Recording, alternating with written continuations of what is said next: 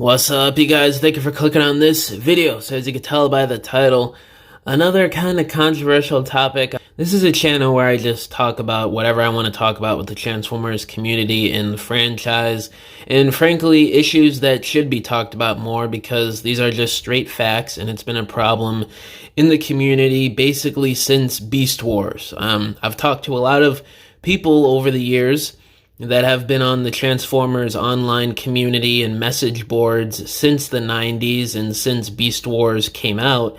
And it's always been this looming threat of liking something that isn't G1, and then you get the G-Wooners coming after you for it and making up all these stupid claims about how G1 is the only true form of Transformers, the only form that matters, and all this stupid stuff that you typically hear G1 purist or elitist, whatever ist you want to throw over a G1 like freaking extremist fan, if you want to say.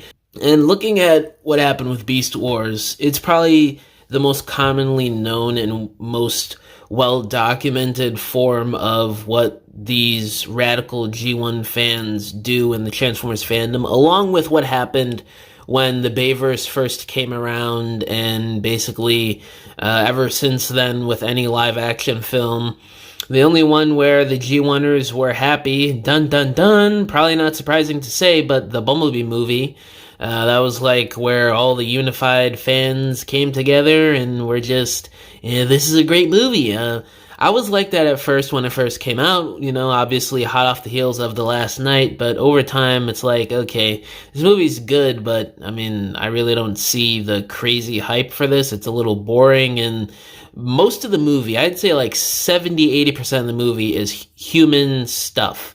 More so than the Bayverse movies. And wasn't that something that we were just hating on for the Bayverse movies? Too much human focus. Then with Bumblebee, it's even more, it seems like. But anyway, that's not really what the video is about. And then you look at what's been going on in Generations the last 4 or so years, since Kingdom, when we brought back Beast Wars, and then we got other continuities with Legacy, and it's what Generations is going for in the future going forward, which makes sense. This toy line is called Generations, not Generation 1 or just Generation, so obviously this was bound to happen, and this is kind of what used to happen, If you look at Universe, which was basically the precursor to Generations now, that's what it was. You look at Classics, you even had other continuities in it. Universe 2.0, the original Generations line, Thrilling 30.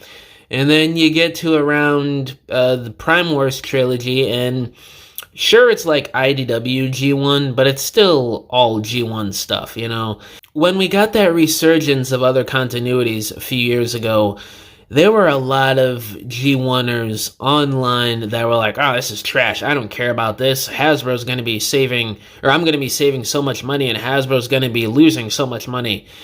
Yeah, how's that going for you, buddy? Hasbro is still trucking along, making all these different universes. Commander Class Armada Optimus is something I never thought I would have seen in the modern era, but here we are. And, we got the movie Masterpiece line that's doing well. And, Studio Series, that's the highest selling line we've gotten in recent years, and Hasbro's been doing it for almost 10 years. What does that show you, G1ers? A movie-based toy line that is selling the best right now for almost 10 years straight, basically. Sure, they threw in 86 and all this G1 stuff the last few years, which is selling just as good and sometimes even better, which is fine. I love me some 86 movie stuff too. And don't get it twisted, guys. I'm not making this video to say I absolutely hate G1 and I despise that era of the franchise. No, without G1, we wouldn't have Transformers today, I absolutely love G1. I have so many characters in my collection from the G1 cartoon. It's something I've always liked since I was a little kid. So to say I'm not a G1 fan and I'm just hating on G1 just to do so is not true, because I love it. What I'm talking about here is fans of G1 who go absolutely insane and try to discredit every other era of Transformers when, if you think about it, every other era of Transformers is somebody else's G1, somebody else's introduction to the franchise. My G1, believe it or not, was Transformers Energon. I've talked about this multiple times. That was the first cartoon I ever watched, right when the 2007 movie came out.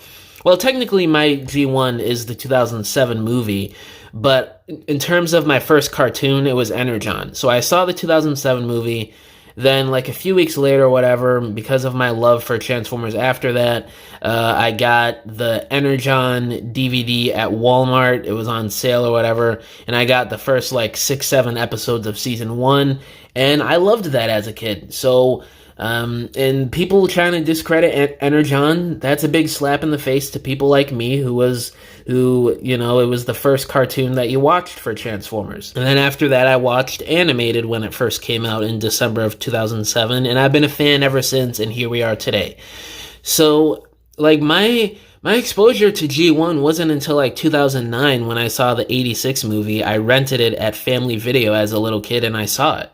So when you're dealing with somebody like me who's a younger fan in their 20s and somebody who's even in their 30s who got their start with Beast Wars or RID 2001 or Armada, it's a totally different world of expectations and wants from the Transformers franchise in terms of what figures you want, how you want to see the franchise be handled. I mean, it's just a whole nother world and culture, basically, that these G1 extremists try to ignore and try to write off as something that doesn't matter to Transformers, when even Hasbro is starting to acknowledge this and making tons of money off of it, it seems like. So where does this even lie in terms of fact anymore for these crazy G1 fans? It was never really fact to begin with. I mean, you look at what happened with the first Bay movie when it came around in 2007. You got crazy G1ers hacking computers for people working on the production.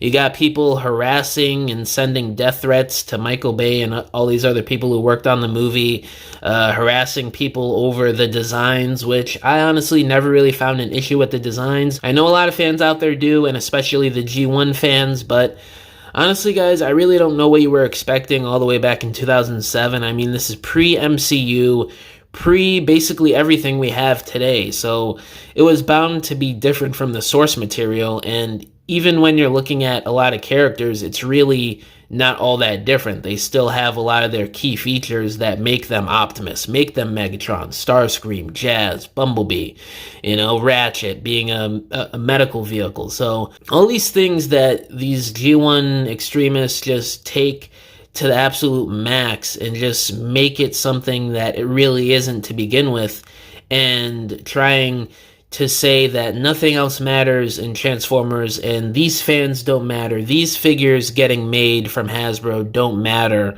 and it's all just about G1 is absolutely ridiculous to me. It needs to stop, but at this point I really don't think it will stop. It's been going for close to 30 years strong now, and I'm sure it's only going to get worse as these fans get older and there becomes more of them. So who knows what's going to happen in the future, but I just want this to stop, these G1 purists and elitists trying to come in here and ruin any form of excitement fans like me have, who grew up with something other than G1, who was their first introduction to the franchise, you know, something other than G1. So hopefully we could end this one day, but I don't know if it ever will. But yeah, guys, let me know down in the comments below. How do y'all feel about these crazy G1 fans over the last close to 30 years now, trying to ruin any other piece of Transformers media that's not G1? All my social medias are linked down below, including my email if you guys want to hit me about business inquiries, or if you want to message me about whatever, or if you want to commission a diorama from me, because I make dioramas for people for their stop motions, photography, or irregular display shelves in your homes. You can either hit me up on any of my social media accounts or just email me and we can work out a deal. But yeah, guys, thank you for watching this video. Catch y'all in the next one. Bye!